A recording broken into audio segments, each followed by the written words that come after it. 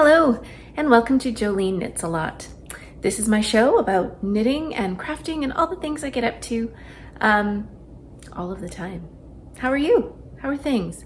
It is decidedly winter here in Edmonton. We've had a fair amount of snow, but we've also had freezing rain, which has made it quite treacherous.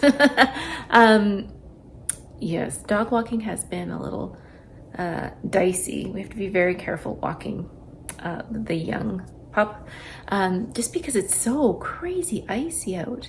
But that ice seems to be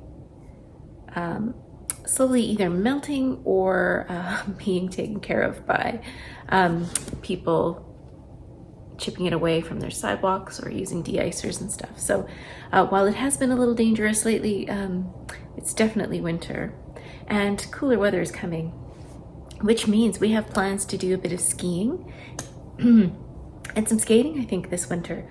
In the field behind our house, it's a big park, and in that park this summer was built a community hall and a skating rink with boards and ice.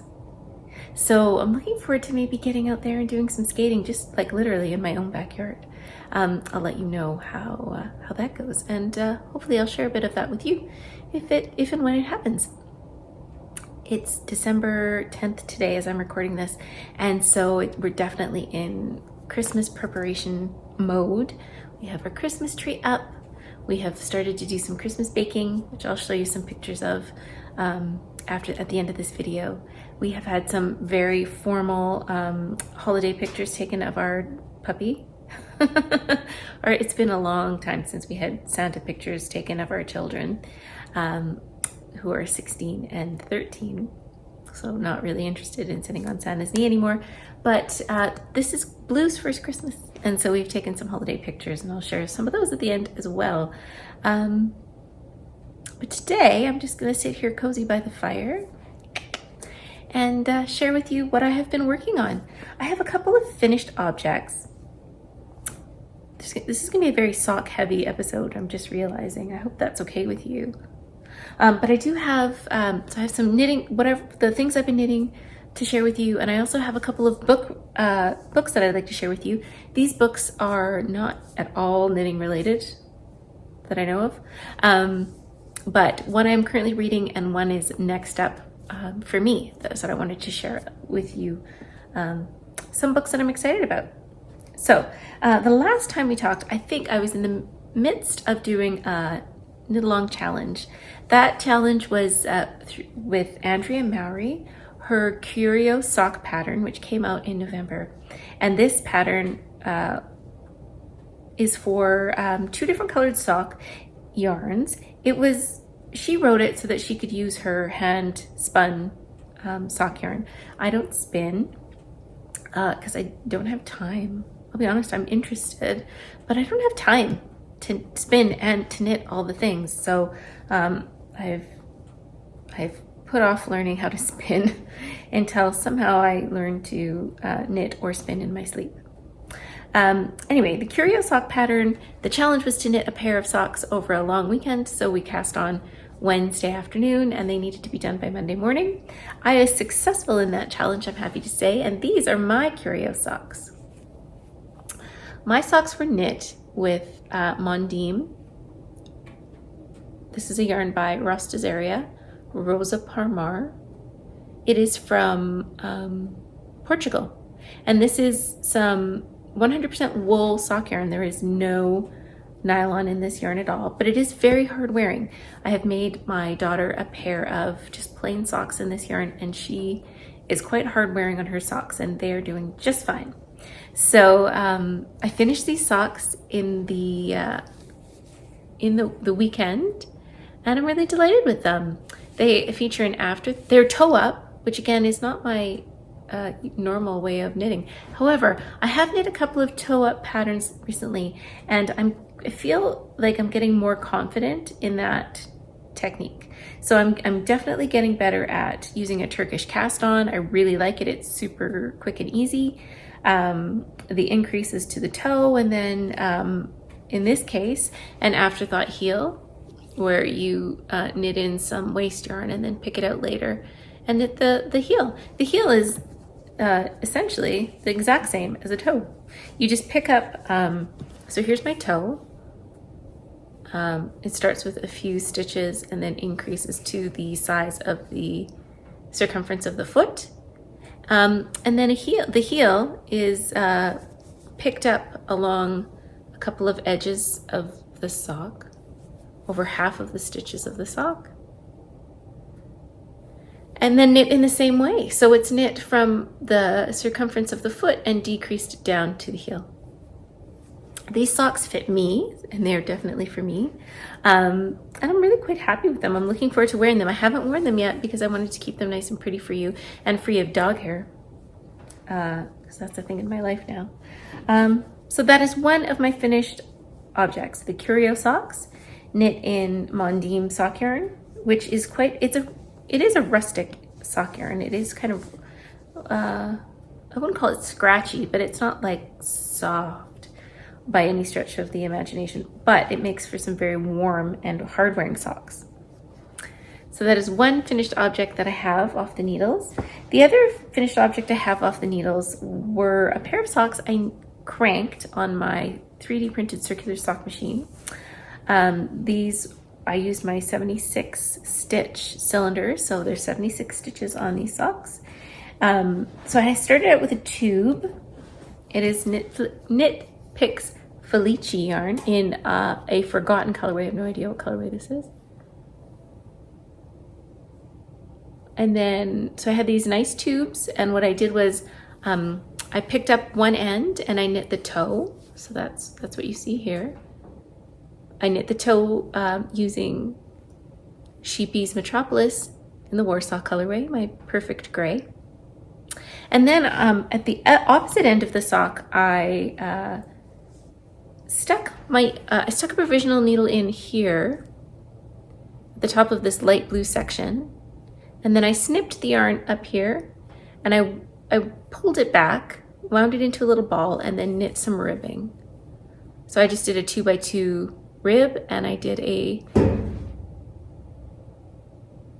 Judy's Surprisingly Stretchy bind off.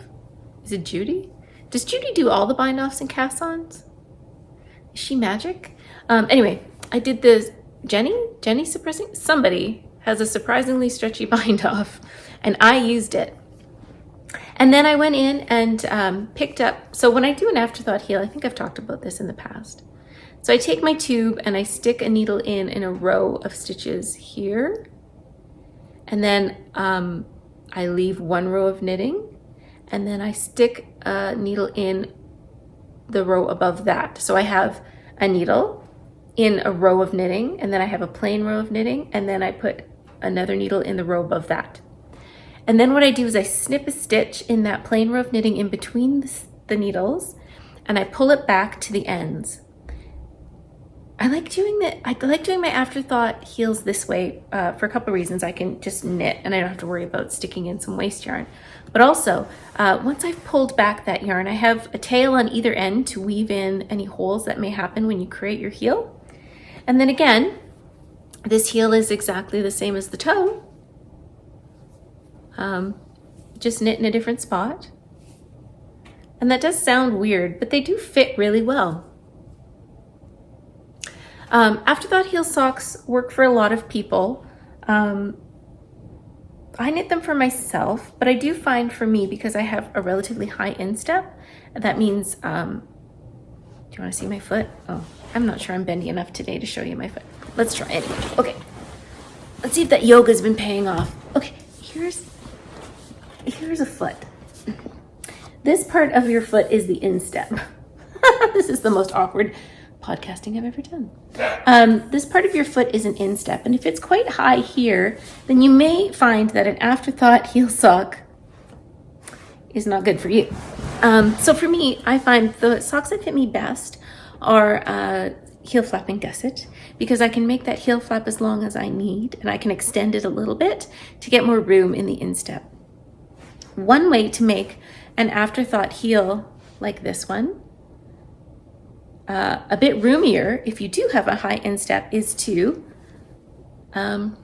knit a few straight rows of knitting after you have picked up your stitches. So after this navy stripe, when I have picked up with my new yarn, you can knit 5 to even 7 rows of plain knitting, and that will give your sock a bit more room in this area here. So what you're doing is you're extending your sock here before you start the decreases, and that can give you more room across the arch of your foot right here.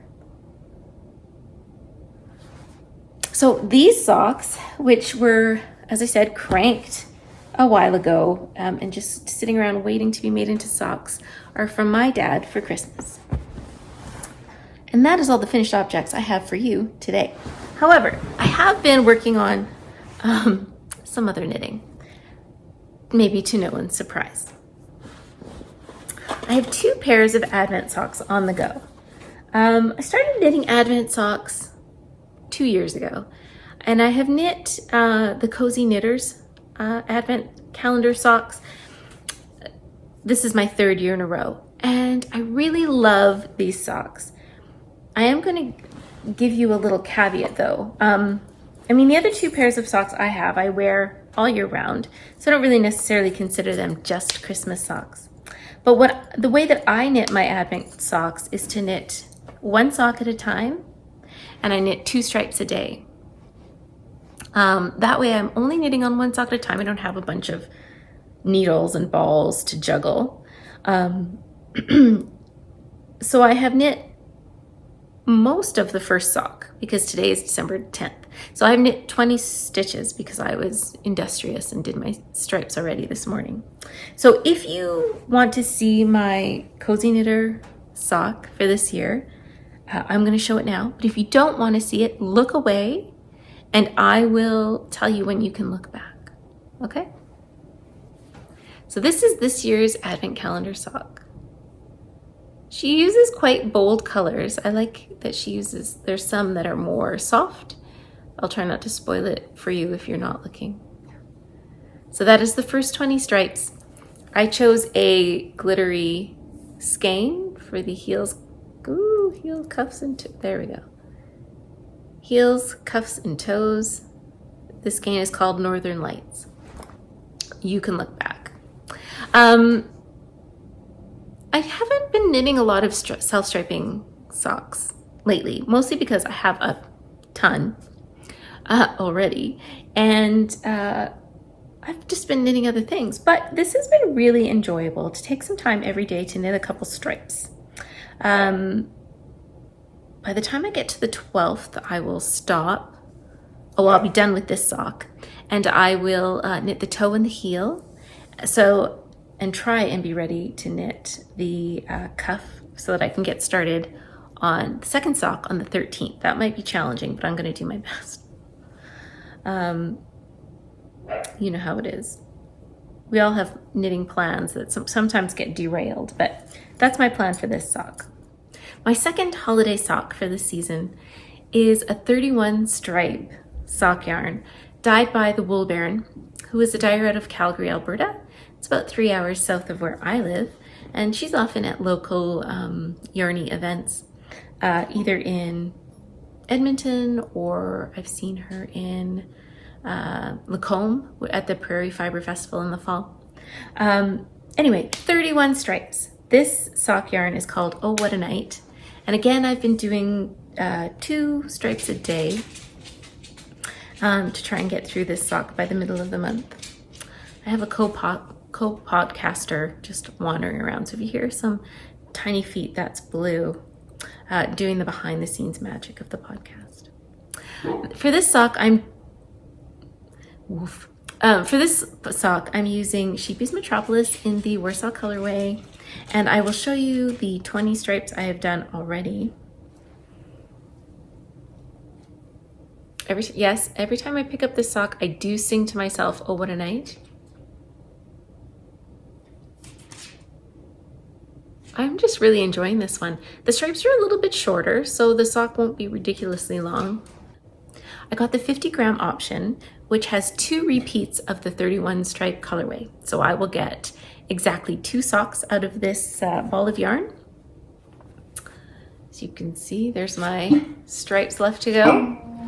And I won't have anything left over, which I think is pretty ideal. I'm quite happy when I don't have a lot of yarny scraps. So the 50 grams will make 1 pair of socks, and I'm using the Sheepy's Metropolis for heels, cuffs, and toes. And again, these socks I'm going to be wearing all year round. The very first pair of Advent socks I knit with the Cozy Knitter sock yarn just yesterday got holes in the heel, which I was a little bit sad about. But then I thought about it. Because I knit those socks with an afterthought heel, what I can do is just stick my needles in, cut out the current heel, and replace it with a new one. I don't have that same sock yarn, so it'll have a different red for the heel, but I think I'm going to do that because I really like those socks, and I've just blown out one heel, but the other one looks okay.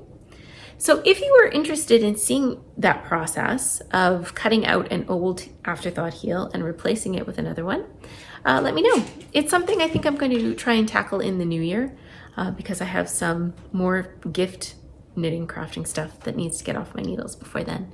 But I think in January that would be a great time to tackle something like that. We have birthdays in January, my husband and I, but January for us seems to be a time where we can sort of catch our breath a little bit. There seems to be less hubbub. So I think I might give that a try. Let me know if you're interested in hearing about my process in replacing an afterthought heel. I have one more project on the needles, and this is definitely a gift. So, let's hear about that in Joline Gifts A Lot.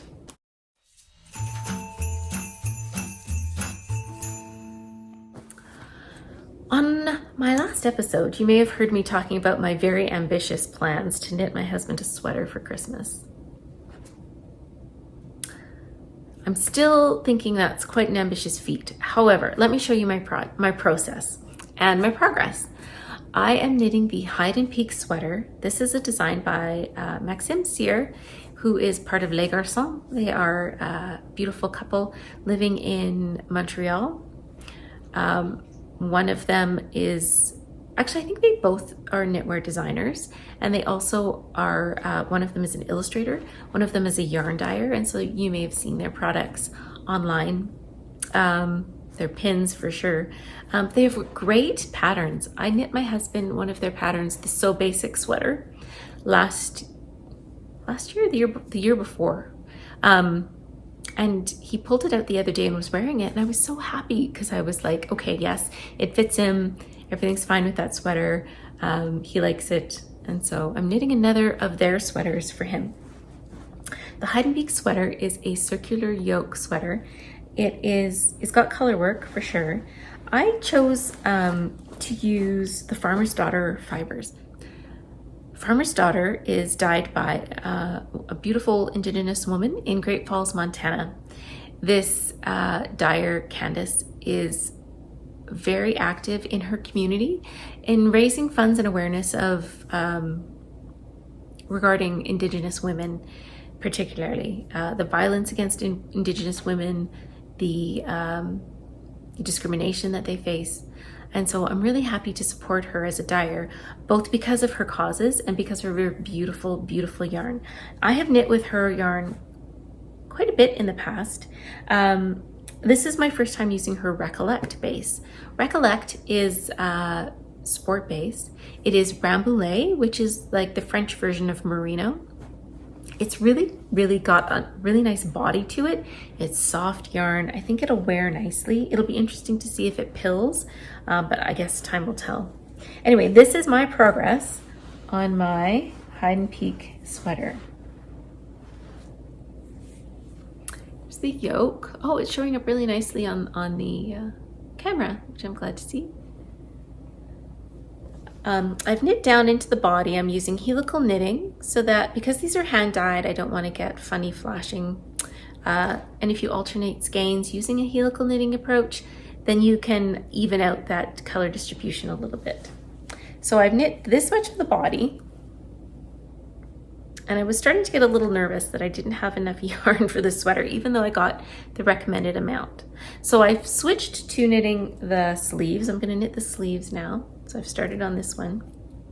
I knit my sleeves on 12-inch circulars. I had to think for a minute.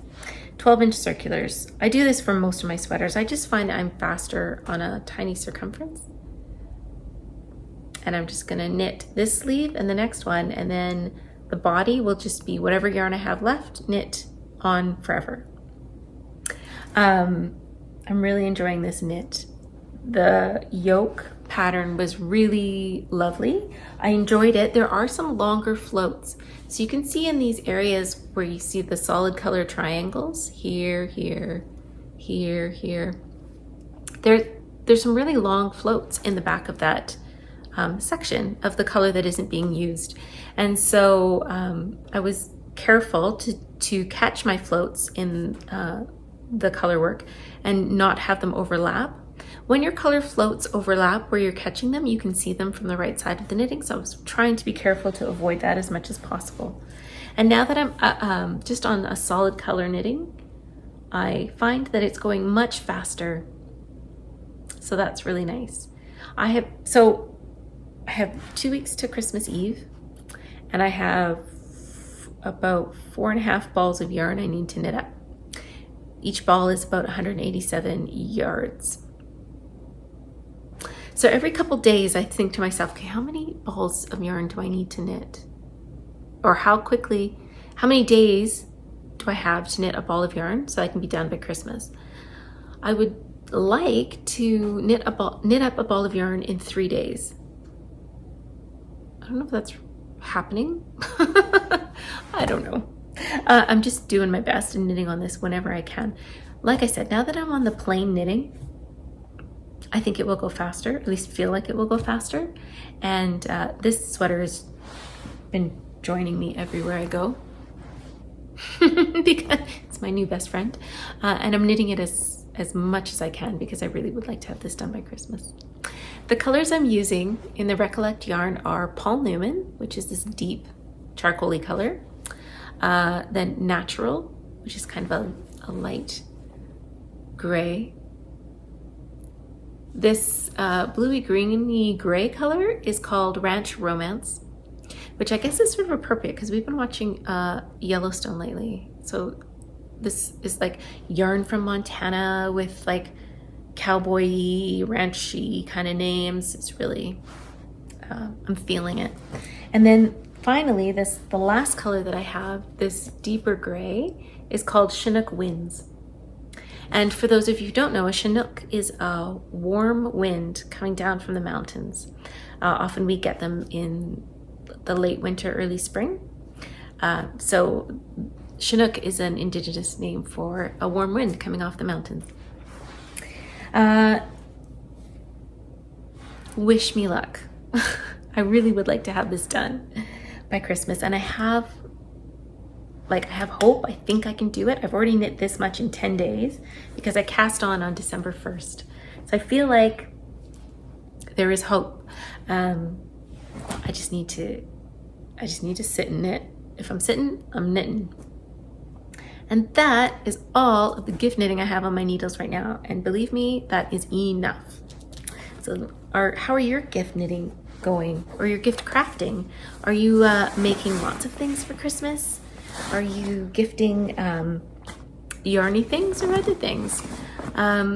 Most years at Christmas time, I like to give handmade gifts if and when I can. And so this year it's a lot of knitted things, but my girls and I often do some baking too.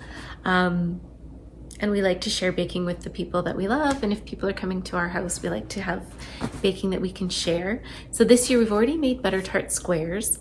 And then we made some chocolate chip cookies. I will post a picture at the end. They are a family favorite. They're delicious. And so we make those every year, and usually we make a double batch, sometimes a triple batch. So those are very popular. I hope your gift creating is going well. And if you are just gifting to yourself, there is nothing wrong with that. I hope that's going just as well for you.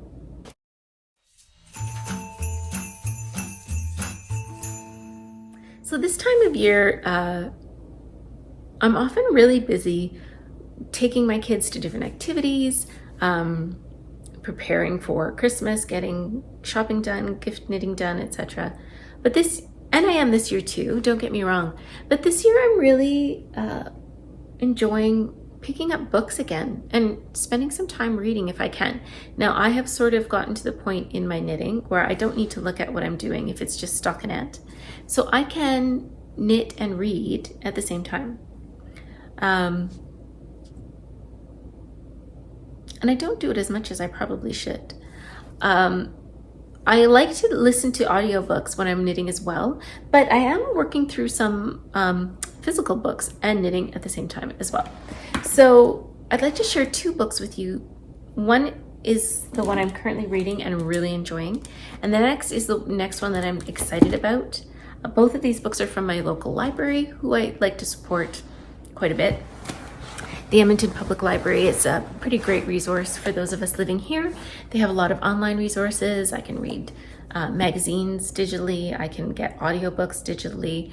I can order books to be brought to my local library, which is not very far from where we live. And they have a great service for all sorts of things. I've gotten knitting books from the library. I like to try out recipe books from the library before I buy them to make sure that it's going to be something that I enjoy using. So I'm a big proponent of our local library. The book I'm currently reading is by TJ Klune. This is an author who I am really falling in love with. His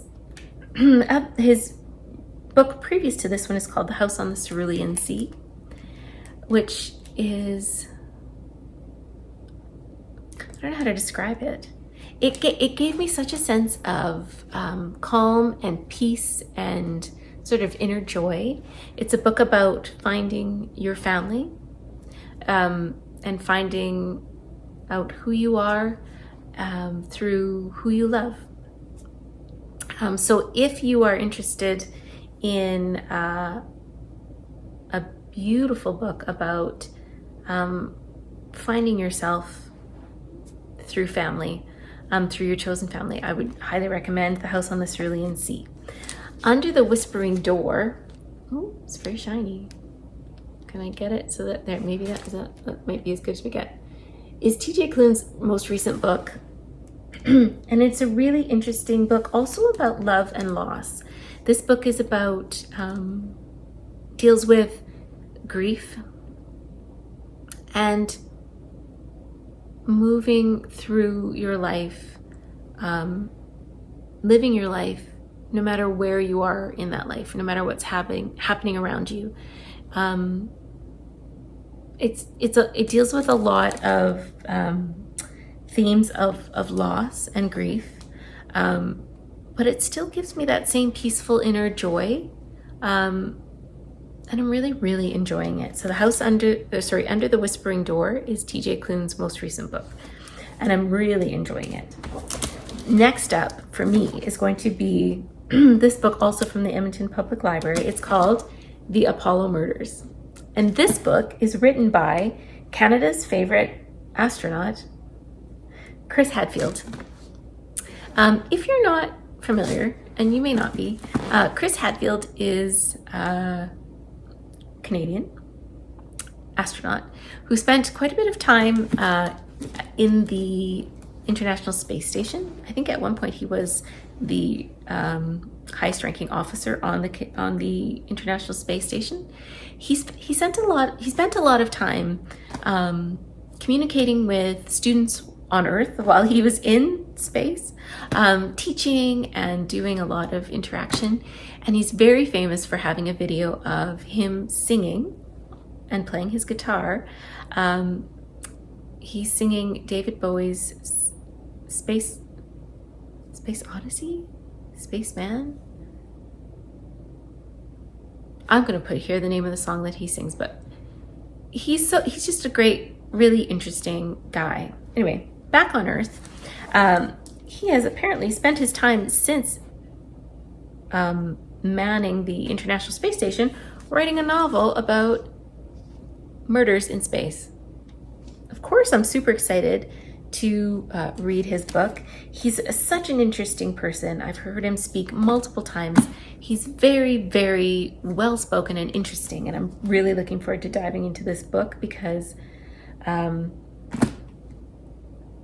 kind of have a bit of a sciencey, nerdy crush on Chris Hadfield, and who doesn't want to read about murders in space? That sounds fabulous, especially written by somebody who has been to space. So, The Apollo Murders, super excited to read that one. We'll let you know as I get through it. And Under the Whispering Door, really enjoying this read. And that is, I think, all I have to share with you today. This December has been kind of a little bit calmer than previous years. We are spending some time getting ready for Christmas. As I said, we've decorated our house. We're planning some small get-togethers over Christmas. We're doing some baking. We have done some shopping, but we're also trying to find some time to spend together as a family, which is really nice. This is our first year with a puppy who has now fallen asleep just over here by the fire. And we're looking forward to some nice wintry walks in the dog park and just spending time together. I hope that in the next couple of weeks, in this run-up to a festive season, many festive seasons, whether you celebrate Hanukkah or Yule or the solstice or Christmas or New Year's or none of the above, Kwanzaa. There are so many holidays that happen at this time. I hope that you have some time to enjoy yourself with the things that you love to do and the people that you love to be with. I hope that you also find some time to look forward to the coming of the sun. Here in the Northern Hemisphere anyway, certainly around just before Christmas, in Edmonton, our days are getting quite short. And so when the sun starts to come back, it's a really, really nice feeling. So I'm looking forward to that. I'm looking forward to the turning over of a new year, and to a fresh start for myself and my family. As every year is, we have been busy. My older daughter is dancing a lot. My younger daughter has just tried out for some club volleyball teams, so now we're going to be challenging ourselves to balance soccer and volleyball. My husband and I are just trying to keep all the balls in the air, but it's a good time, and it's really amazing to see our daughters finding things that they are excited and passionate about, and things that are helping them to grow into better team players, and to learn more about themselves and to be more confident in themselves. So while these activities mean a lot of running around for us and maybe less time spent together at home, we also know that these are things that are helping our kids to grow as people, and that's a good thing. I will see you soon. I hope that you find time for yourselves and for your crafts in the next couple of weeks. I know I plan on knitting a lot.